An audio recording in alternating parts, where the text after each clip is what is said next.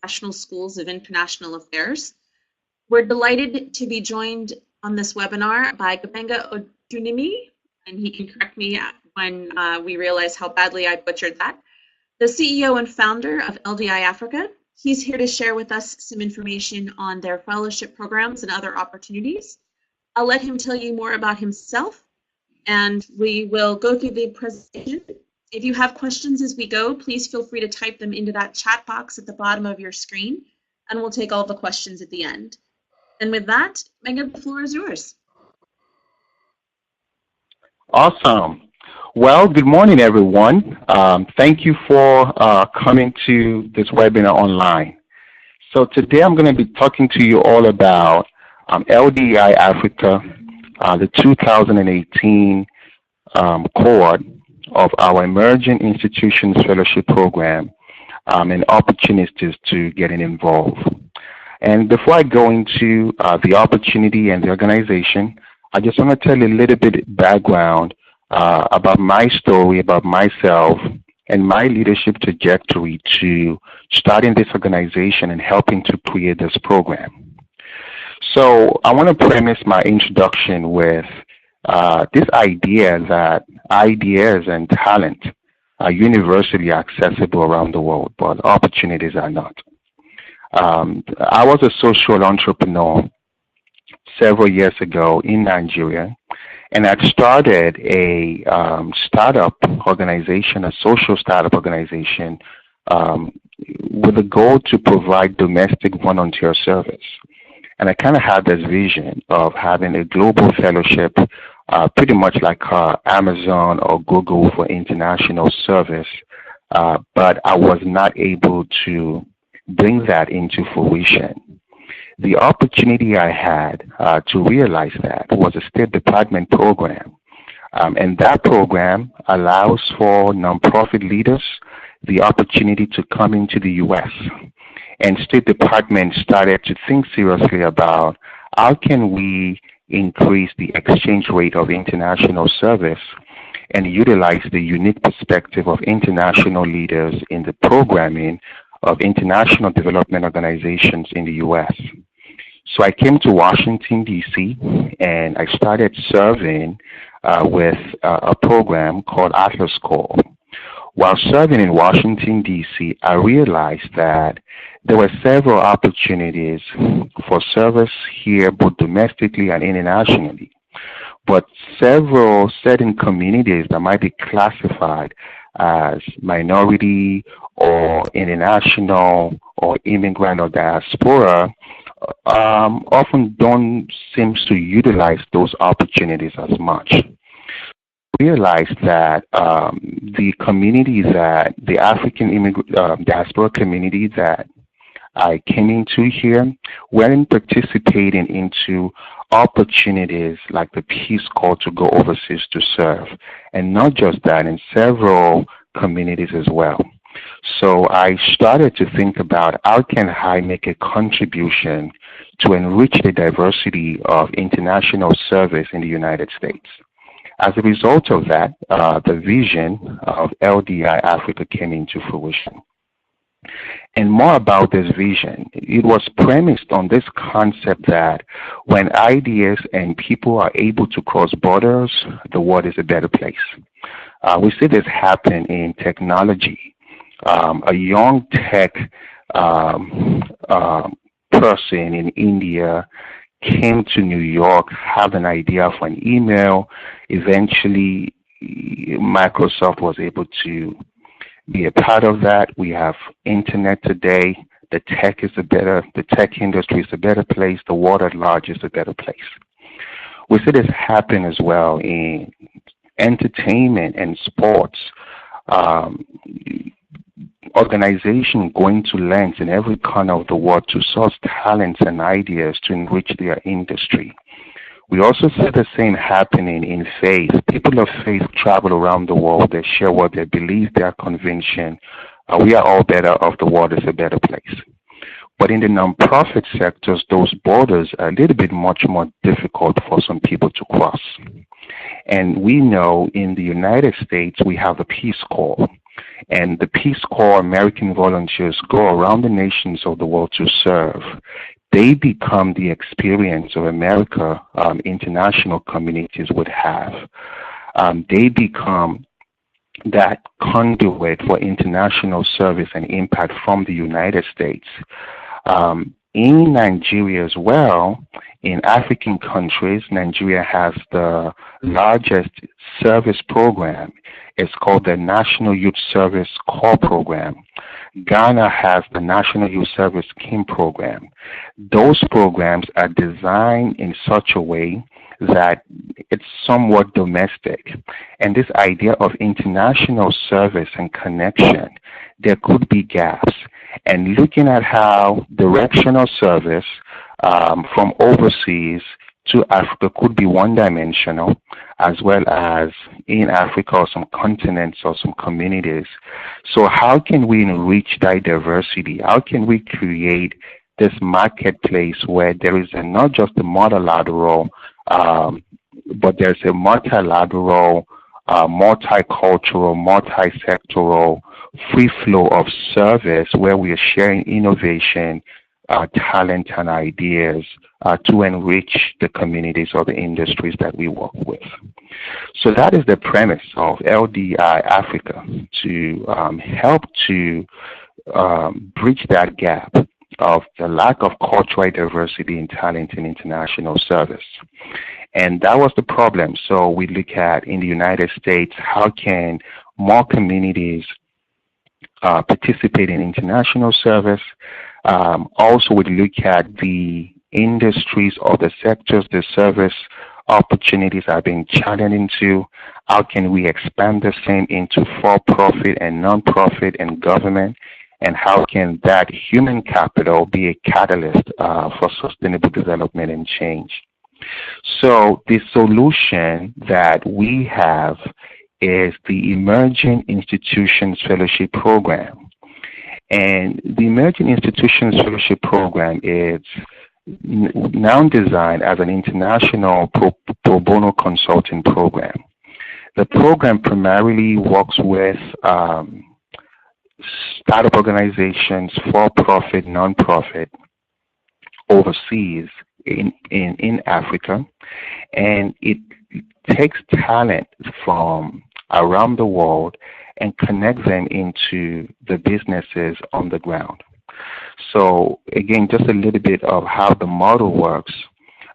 When we started the program, we had about 4 financial investment type of organizations.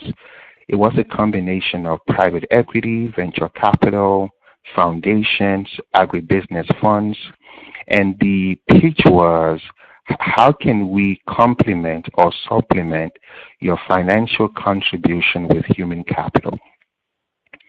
And we started in South Africa. There's an organization there called Convergence Partners, investing in the ICT space. And then in East Africa, we had 1 Acre Fund, which is agribusiness.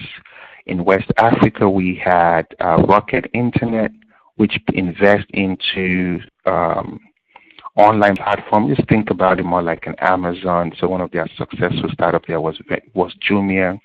And in North Africa, an incubator out of Morocco called Startup Your Life, working with startup organizations that we started to work with. And quickly we realized that that program, not only was it contributing to the organizational capacity of the organizations that host this fellow, it was also enriching the global competency of the fellows that go through the program. It also provides them an opportunity to have on-the-ground direct fieldwork experience in international emerging market environment. As you know, opportunities, international service, and international development, there is a requirement oftentimes for a fieldwork experience. A lot of fellows have utilized this platform to have that fieldwork experience. Some people who might be entrepreneurial, whether they are for-profit or social enterprise, also have utilized the program to do some form of an international prospecting opportunity to see what the opportunities are, and even professionals interested to build their own personal brand as an industry or thought leader have been able to utilize programs like ours to accelerate that trajectory to industry or thought leadership. By the way, Carmen, I'm making the PowerPoint presentation for my own slide, so the connection keeps going off and on. So if you can move the slides on the screen for the benefit of those who are following, that could be helpful. So, so that is kind of the overview of the program. So I want to go into the benefits of this program. So the first benefit is the experience that fellows have with the businesses that we work with. They are a combination of for-profit and non-profit, agribusinesses, schools, tech organizations, and now we're beginning to work with some government institutions as well. So that on-the-ground experience is the opportunity fellows would have. And they're not just typical volunteer service program. These are very innovative organizations that are redefining themselves, and just to be a part of that curve, that growth curve of these organizations. Direct exposure to emerging markets, as I've said, whether it's the goal to have a global experience, emerging market experience is increasingly becoming more relevant, and being the frontier of entrepreneurship, of growth, of development, being able to have that first-hand on-the-ground experience on the continent of Africa. Our fellowship programs are paid. We provide stipend up to $1,200 a month. That'll be $1,200. We help to provide the travels, the medical insurance. We provide housing as well to the fellows that go on the program. We work through the host organization to provide ongoing training support in the area of the professional goals of the fellows in a way that is symbiotic with the organizations in which they are serving. Again, fellows would have, or professionals would have, a longer term interest of experience on the ground, whether it be consulting or employment or entrepreneurship. The program is also able to provide support for that. And being able to be a part of this network of fellows who have gone through the program, and not just our fellows. Right now, we're very intentional about increasing our partnership with other organizations, just creating this global community of change makers, of international leaders or influencers, and being able to be a part of that ecosystem. So in terms of the profile of the LDI Africa Fellow, who do we look for? Now, because the name LDI Africa, I think it's important to highlight that the citizenship of an African country is not a requirement. You don't have to come from there. It will be desirable if there's familiarity or strong interest in the region. The professional level of the fellow is early to mid-stage in their professional, so this could be anywhere from 1 year to 10 years of experience. The average age is around 25 to 35 of fellows who go for the program. And these are professionals who not completely entry level, pretty much like zero experience. We have them to have some form of experience so they can make some substantive contribution to their host organization. Internship experience and fellowships obviously do count as well. And really there is no cap to the level of the experience that they may have.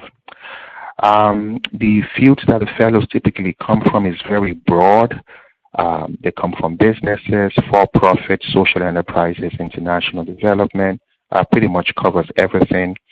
Again, our fellowship is not just limited to a particular sector. We work through the financial organization that are funded. So it could be an organization who just invested in a local farm or in a tech company or in a school, and they tell us where they think the need is greatest, is highest, and then we put the fellow on the ground. So that could be any field. And lastly is the interest in emerging market. If the fellow wants to build a longer term career experience in Africa, that is highly encouraged as well. Now, just be more specific about what it looks like. So recently, we are now the technical assistance provider in terms of talent for the United Nations Foundation Global Clean Cook Stove Alliance. It's a bilateral program with so many government involved. UN Foundation is managing that fund, and that fund is funding green organization promoting clean energy all across Africa and some parts of Asia as well. And we are the provider of human capital technical assistance for the African region. So right now, this partnership is going into the third year. We've had more experience in East Africa, so organizations that are part of that network are also in West Africa, East Africa, and pretty much across the continent. So fellows that might have interest in clean energy, agribusiness, renewable energy, power, community impacts development, international development, social enterprise, that would be an opportunity that a fellow will be able to benefit or actually utilize as well. So the next I want to talk about the timeline of the program. The program is going to officially open. We start receiving application October 1. The applications would open. October 11, we're going to have our informational events here in Washington, D.C. And that program, the theme of that program is Global Professionals, Emerging Opportunities in International Service and Leadership. And APSIA is also going to be a part of that program, in addition to TechnoServe and other organizations as well that we are still confirming, to have more direct Q&A questions for not just our program, but other fellowship opportunities as well. November 15th, the application is going to close, so it's going to be open for about 6 weeks. January 25th, 2018, the fellows will be announced. March 1, the fellowship begins. I must also highlight that the start date is a little bit flexible in the month of March. But in the month of March, the fellow will be on the ground. There is possibility for the fellow to be on the ground sooner, and sometimes a little bit after that timeline, based on the agreement, the understanding with the fellow and the host organizations. So there's flexibility with the start date as well. So as I begin to come closer to opening for Q&A, I want to spotlight, some of the stories that have come out of this fellowship, just to, put things more in context and in, just insight and perspective. The fellow I want to look at is Ima Fofana, which is actually our very first fellow in 2012. She is a Sierra Leonean American that came into the program from the World Bank InfoDev program. And she wanted to have emerging market experience in ICT, and she wanted to continue a U.S. experience at the World Bank and have more global on-the-ground experience. And now utilizing the program as an international, career development path. So she was placed in Conventus Partners, an ICT fund based out of South Africa, Cape Town. And she worked for this organization in Mozambique and in South Africa, helping them to just bring in our own unique perspective from the U.S. To the organization and helping them to shape their global strategy and the way they go about expansion. It was development, growth, professional development opportunity for her as well to have on-the-ground experience. And shortly after fellowship, she was hired with the organization to continue to work.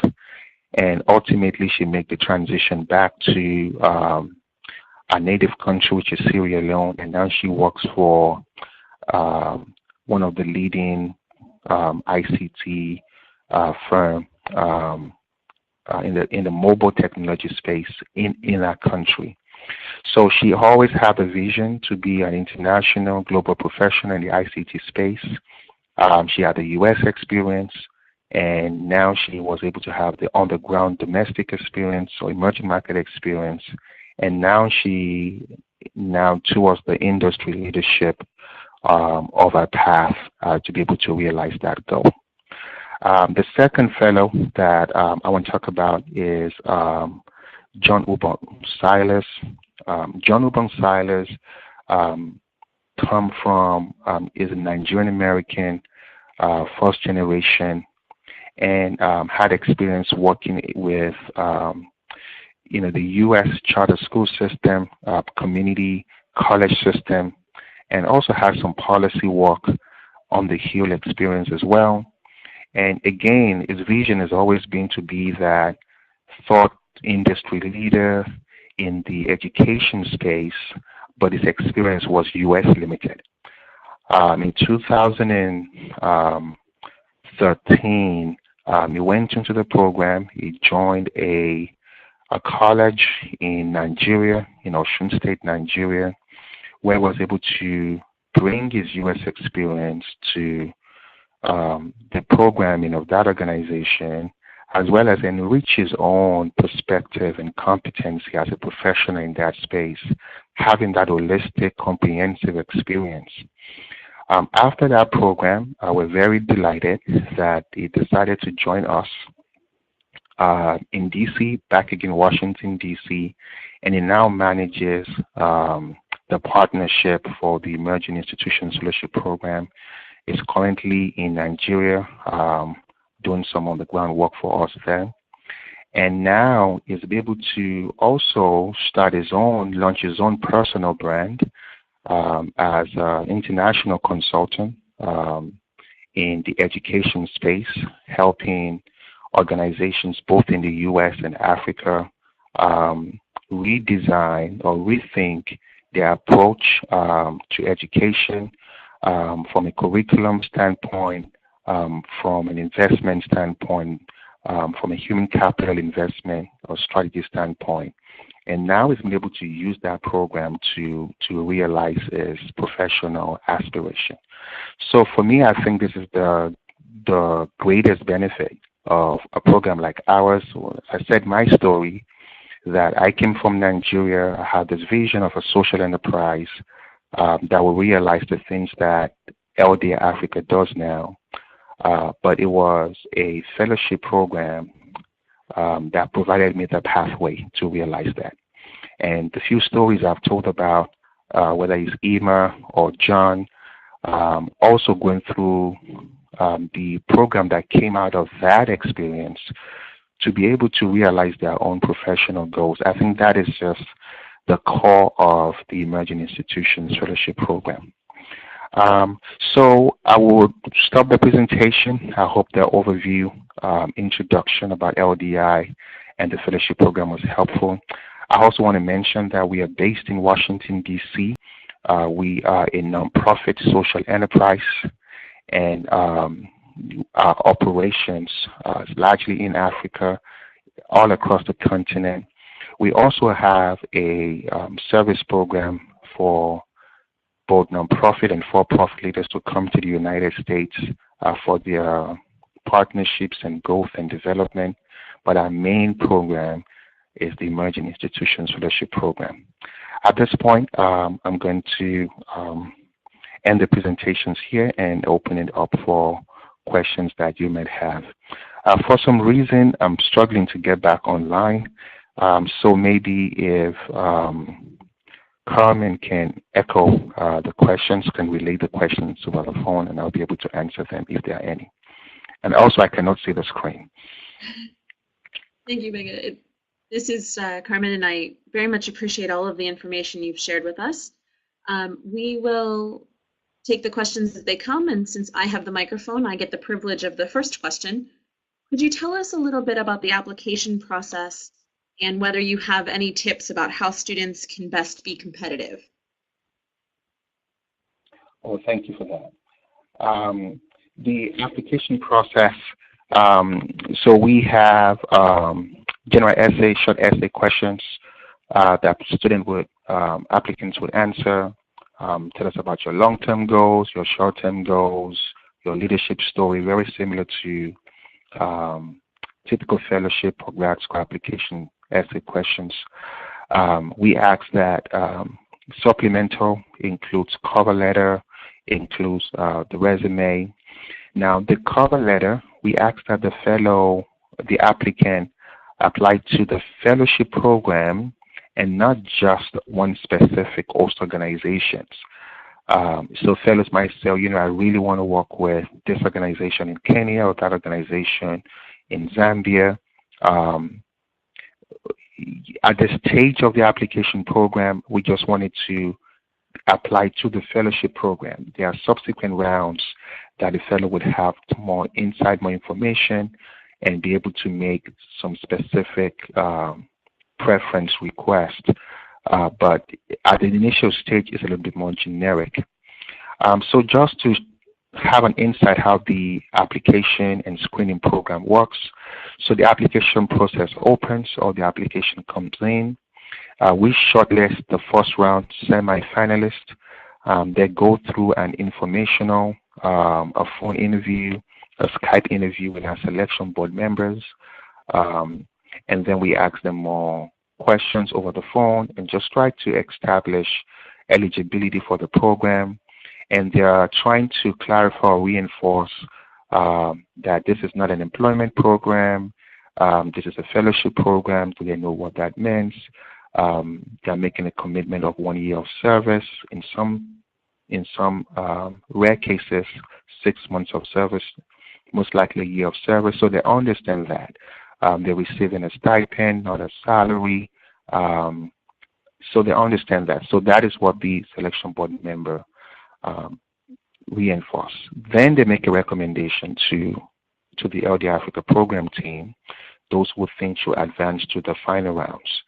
Those who become the final rounds, we send this application to the host organizations that considers them for other subsequent rounds of interview. The applicant would receive an email of the organization that have been considered. They have the choice to reject or accept, to speak with organization considering them. After the organization's interview, there is a match. They let us know that this is a fellow they're interested in, then we go ahead and offer them the congratulations, the fellowship, and then we go into travel logistics at that stage. So to stand out as in your application, 3 major things that we look for on a very generic basis. Telling a leadership story, whether it is leadership on campus, whether it's leadership in the community, how you've been able to distinguish yourself in any leadership capacity. We want to hear that. We also want to so we also look out for cultural, cross-cultural competency, whether that might be cultural or international or geographic experience that you might have. That also could be a bonus as well. We look out for that. Communication in the terms of how you are able to articulate your contribution, your skill sets, your goal, your learning goals. I want those to be properly articulated. So communications, cross-cultural competence in leadership are like the overarching skill sets that they require. At least from LDI, Africa stands, the host organization make more specific skills requirement questions, selection or interest. So that is some of the tips for application. I hope those were helpful. Thank you. And typically, how many applications do you get for each of the fellowships? We get anywhere from 100 to 200 applications, and we narrow them down to, in some cases, 50 as the semi-finalist. They come down to 20 for the finalist for those who we consider for host organizations. And the class is usually around 10 to 15 times for each of the cohorts. So we do 2 cohorts a year. So they come to about 40 sometimes in a year that become eligible for the fellowship program. But overall, we get around 200 applications for each of the classes. Thank you. And you briefly mentioned this, but in terms of the length of time of the fellowship, you said 6 months to 1 year. Is it usually, could it be longer than that, or is that pretty much the final time frame? The standard timeline is a year. Some organizations, very few organizations extend to about 2 years, which is not typical. And also some organizations make exceptions for 6 months fellowship, but the standard is a year. Great. I see a few people typing, so I will keep asking questions while you all get those in.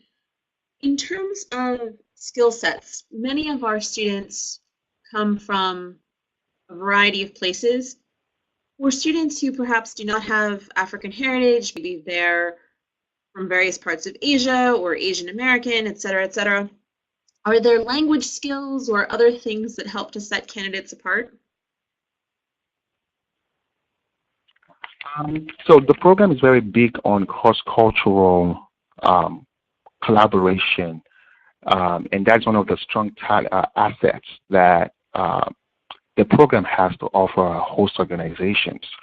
So we welcome variety of backgrounds or cultural background to apply for the program. Most of the countries they'll be working in, English is the standard language. We have other countries that English is not the official language of the country, but most of the host organizations, the language at the workplace largely tend to be English. Bilingual candidates could be even advantageous. That could be advantageous both for their candidacy as well as for the host organization as well. So we welcome other multilingual skill sets to apply for the program. Great, thank you. Since the program usually starts before the end of a semester here in the US, would you recommend that our staff should share this more with their alumni compared to current graduate students? So what I've seen, the students who have been successful through this process are usually those who are in the last stage of graduation, or those who are able to take, and most of the time service would have for practicum, not all as a year, though those who are able to take that year gap. So those who are able to do a little bit of a 3 to 6, 4 months internship, it's a little bit challenging there. So, but those who are already in the final stage, so alumni would be a very good network if we can reach into that. Those who are already seeking overseas opportunities for service and able to commit a year, as I said, we might be able to make some exceptions for 6 months. We'll be able to consider that as well. but shorter placements, like 3 months, could be a little bit challenging. So those are and also in terms of experience level, undergraduates with very limited workplace experience might be better competitive after when they get to the graduate stage, or those who already have work experience and going back to school and need some practicum experience. This would be a great opportunity for them. Very early stage professionals with very limited work experience might not be the best at this stage of their career, given the contribution that they are going to be making, professional contributions they're going to be making to the host organizations. You've mentioned some flexibility with start times. Many of our students will finish in May and June. Is there that much flexibility for them to begin after they would graduate from their master's program in May and June? Yes, there's flexibility. The main timeline is the process where the fellows, the candidates are going through application program. They have to apply certain time. They have to get to the interview certain time. The start date is highly flexible. So once there is a match, we are flexible with the start date. As far as the host organization and fellow can reach a timeline that works for them, we are flexible with that. And we've seen quite a number of that happen. So there's flexibility with start date. That's great. Are fellows able to work in the host countries in addition to their fellowship assignments? We don't encourage that because the program is a full-time commitment at the host organizations. Fellows have taken on supplemental volunteering opportunities to grow professional skills. But those who wanted to have an additional employment, we don't encourage that because it's a lot of commitment, a full-time commitment.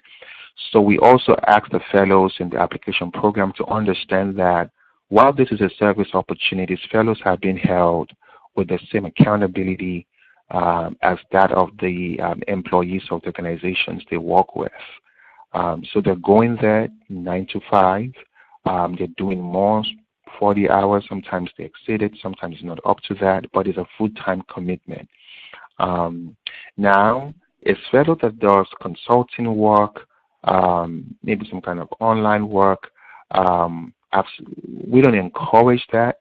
But if it's in such a way that is complementary to the host organization they serve with, that could be encouraged.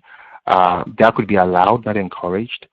Sometimes some host organization also could decide to even split the time of the fellow with 2 organizations, especially those who are like incubators, those who incubate early stage businesses.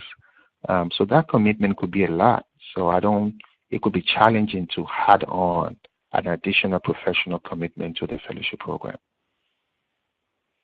Can you tell us how host organizations are identified?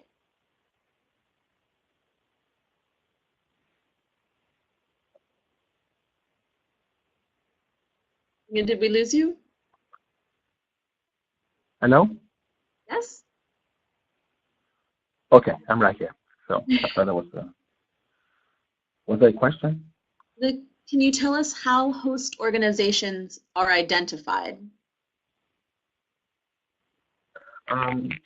So as I said, we go through like a network approach, and because we're a small organization in terms of our team, our capacity, so we focus more on partnering with organizations that have a network, and those networks seems to be more financial, and that could range from foundations. There could also be investment organizations, whether they are private equity or venture capital, even some government programs. Maybe there'd be Power Africa or Fit the Future USAID. or UN Foundation, Clean Cook Stove. We invest more in those partnerships, and these organizations are providing financial capital to projects and organizations on the ground. Those organizations are their portfolios. So they now make recommendation and say, oh, we're supporting this organization out of Mozambique. They are going through this curve. They can utilize the fellowship program, and they help to cover, and that is how our business model works, and they help to support and fund the cost of the fellowship. Some organizations reach out to us, and when especially when marketing, promotions season, and say, oh, we heard about your program, we'd be interested to learn more, and then we vet them for the program. We also have a nominator network, which is like a volunteer community, and this community support us from our selection board to also helping to nominate candidates and also nominate host organizations. And that is the way they make their own donations to the organization. So they help to spread the word out to their community and help nominate organizations to host a fellow. From a staff organization partnership approach, we focus more time in those networks. And that's why I talked about one of the key projects the fellows will be doing now with the Clean Cook Stove organizations. There are also some microfinance type of organizations who is funding very small scale businesses. So most of those businesses at that level are not able to absorb a fellow, so the fellow would work at the organization itself, but providing support to the businesses, those organizations fund or invest into. So that is our model for host organization.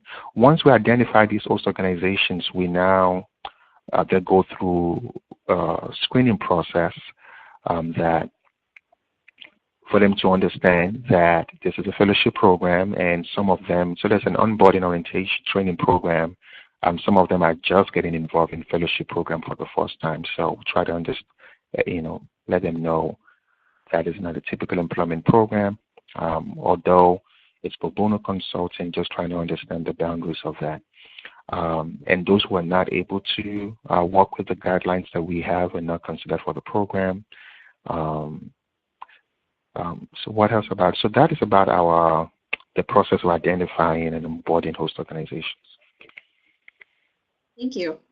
We have a few minutes left, so if folks have that last question, now is a good time to get it in. One other question I have: can students serve in the fellowship program and receive credit from their home academic institution, or is that something that you prefer they not do? They can do that. We can provide whatever we'd help if it's a program that practicum counts into the program, and we're able to provide paperwork for that. Yes, we're able to provide that. We're also able to provide paperwork for those who might be currently in student loan, and they might need to put that on hold while they go overseas to serve, and establish that it is a service opportunity while they're overseas. So those could be put on hold for them. We're able to provide those as well. So we're able to work with whatever needs the fellows might have for the academic or student purposes. That's great. Thank you. Any last questions, folks? This is the time to speak now, or type now, or forever hold your peace. May I share your email address with my colleagues, or John's? Yes. So the website for the fellowship program is LDI.org, LDIAfrica.org. The the contact email address for the fellowship program.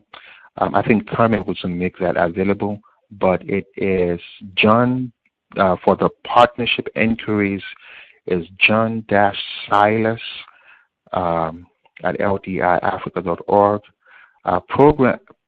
Program-related questions about application information and inquiries are best directed to Joan, which is Joan, at Joan Lindo, is a vice president for programs at ldiafrica.org. I believe those will be made available via email to the network.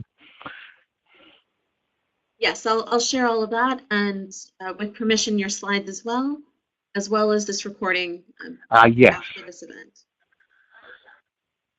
Wonderful. Well, thank you so much. This has been very informative, and I really hope that we'll see a number of our excellent APSIA students applying for the fellowship, and that we can continue to find good ways to advance the work you're doing for social enterprise and other development in Africa. Thank you, everyone, very much. We will host our next career webinar as soon as speakers can be identified, and I look forward to seeing you on future events. Thank you and have a great day.